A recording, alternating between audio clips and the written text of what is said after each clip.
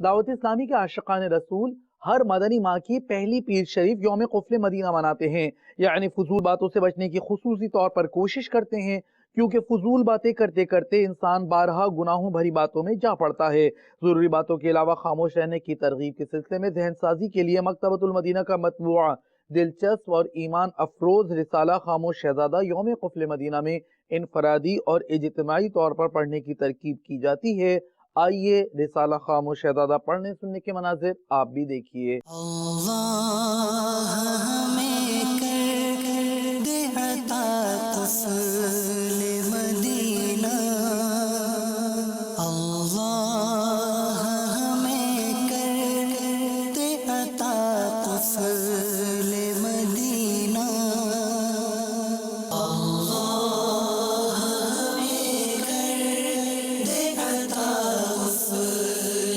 مدینہ، اللہ ہمیں کر دے عطا قفل مدینہ، اللہ ہمیں کر